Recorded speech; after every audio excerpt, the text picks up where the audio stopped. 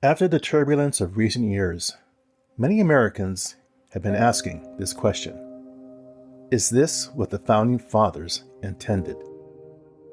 Thomas E. Ricks' new book, First Principles, begins with a similar question. Instead of offering partisan commentary, he does something far more interesting. He goes back to school, back to the books that shaped the American Revolution generation, back to the Greek and Roman thinkers who influenced how George Washington fought wars, how James Madison designed the Constitution, and how John Adams thought about virtue and ambition. Ricks argues that America's founding wasn't just political, it was philosophical. So what did the founders believe? What did they fear? And what might we recover or reconsider from their intellectual playbook? But here's a bigger question. If our democracy was shaped by the Greek and Roman thinkers, what happens when we forget them? In this episode, we're going to unpack the ancient ideas that helped shape a modern republic and ask what they might mean for us today. Ready to begin? Let's turn the page. Welcome to That's Life, I Swear. This podcast is about life's happenings in this world that conjure up such words as intriguing, frightening, life-changing, inspiring, and more. I'm Rick Barron, your host. That said, here's the rest of this story. So let's get into the abstract of the book. Thomas E. Ricks' First Principles takes readers on a very detailed intellectual journey into the minds of America's early leaders, George Washington, John Adams, Thomas Jefferson, and James Madison, by examining how their classical educations in Greek and Roman thought shaped the founding of the United States. Rather than a conventional narrative of the Revolution and Constitution, Ricks' central thesis is that the revolutionary generation did not just react to British imperial overreach, but actively built a new nation on the philosophical foundations of ancient political thought. He shows how the teachings of Cicero, Aristotle, and other classical thinkers informed not only the founders' rhetoric, but also their public philosophies of virtue, civic responsibility, risk, and governance. Ricks begins with the moment of his own questioning, waking up after the shock of the 2016 election and asking what the American project was supposed to be.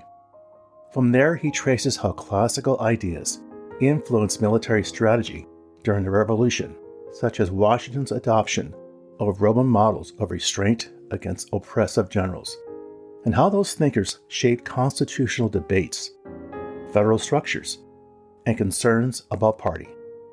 The book does not romanticize the founders. Far from it.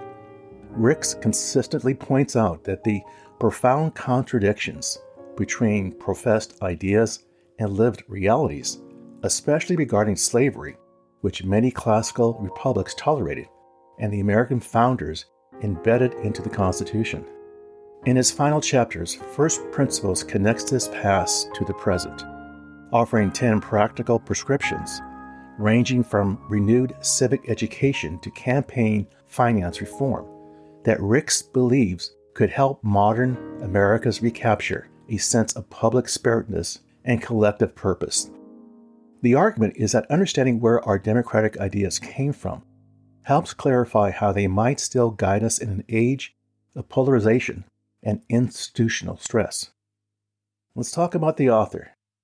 Thomas E. Ricks is one of America's most respected historians and journalists, a Pulitzer Prize-winning author whose work has consistently explored the exercise of political and military power and how institutions respond to crisis. Although Ricks is widely known for his coverage of national security and military affairs, including books like Fiasco and The Generals, First Principles represents a shift into intellectual history, applying his analytical rigor to the philosophical foundations of the American Republic. Born in 1955, Ricks graduated from Brigham Young University and later received a master's degree from the Columbia University Graduate School of Journalism. His career has included positions at the Wall Street Journal, where he reported on national security and the Pentagon, and later at Foreign Policy magazine. Now, over the years, Rick's reporting earned him not just a Pulitzer Prize, but widespread recognition as someone able to make complex policy and military topics accessible to a general audience through narrative clarity and deep research. Now, Rick's strengths lie in contextualizing contemporary issues by situating them within broader historical and institutional frameworks. In earlier books, he dissected U.S. military strategy and leadership in Iran and Afghanistan. In First Principles, he applies similar analytical tools to the intellectual roots of America itself.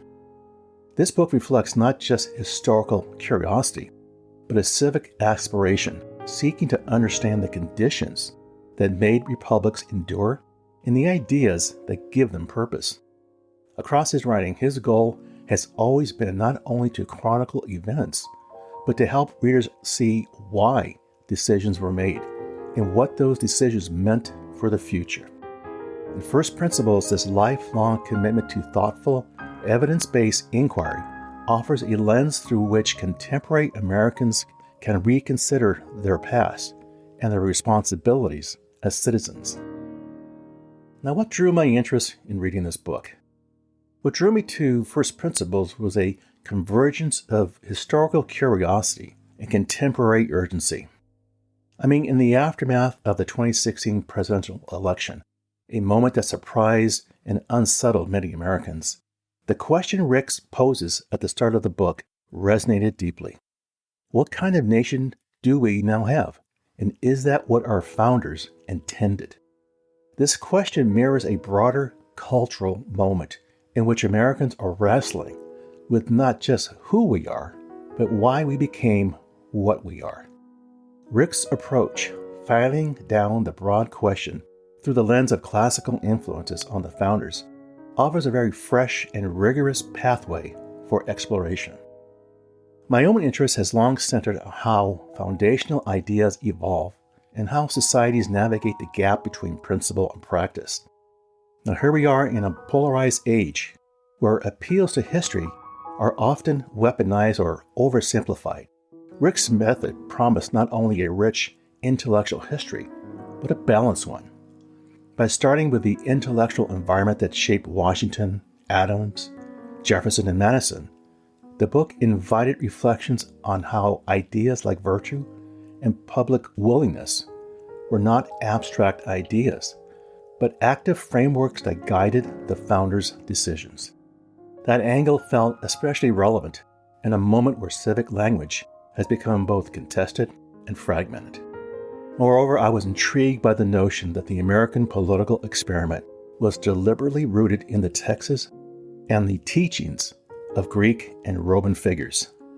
Rick's promise to surface these classical roots and connect them to constitutional design, rhetoric, and governance offered the prospect of a deeper, less conventional understanding of early America. Finally, beyond intellectual history, I was curious about where Rick's would take the narrative forward, how insights into foundational thinking could illuminate present challenges and possibilities for revitalizing civic engagement. In that sense, my interest was not merely academic, but existential. What can the founders' first principles teach us about sustaining democracy today? So what can we learn from this book? What's the takeaway? At its core, First Principles teaches that the intellectual foundations of American democracy are as consequential as the political events that accompanied them, and that understanding those foundations is critical for addressing the challenges of our own time. Rick's central claim is that the founders' immersion in classical Greek and Roman thought gave them a set of principles: virtue, civic duty, wariness of factionalism, and the public good, that shaped their approach to governance far more than simplistic partisan instincts or purely economic self-interest. One of the most important lessons is that ideas matter. The founders did not stumble into nationhood. They actively drew upon a set of philosophical and historical models that guided their decisions.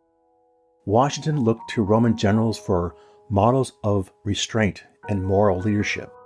John Adams saw himself in the tradition of Cicero, and Thomas Jefferson engaged with Greek philosophical ideas about happiness and civic life, while James Madison methodically studied the strengths and weaknesses of ancient confederations in shaping his thinking at the Constitutional Convention. Another takeaway is a sobering reflection on the limits of those principles. Ricks does not shy away from exposing the gap between the founders' ideas and their actions, most notably on slavery, and how some classical presidents may have misled them into justifying deeply unjust practices. This honesty about contradiction illustrates that even well-intentioned ideas can have harmful consequences if deployed without ethical scrutiny. And finally, the book's epilogue offers a contemporary civic lesson that understanding history deeply, especially its foundational ideas, can help citizens navigate present dilemmas without panic, embrace the public good over narrow interests, and strengthen political institutions rather than undermine them. Now, whether one agrees with all of Rick's prescriptions or not, the takeaway is clear. A republic survives not by inertia, but by sustained engagement with its founding principles and a willingness to adapt them thoughtfully to new eras. Well, there you go, my friends. That's life, I swear. For further information regarding the material covered in this episode, I invite you to visit my website, which can be found on Apple Podcasts, for show notes and the episode transcript. As always, I thank you for the privilege of you listening and your interest. Be sure to subscribe here or wherever you listen to podcasts so you don't miss an episode. And we'll see you soon.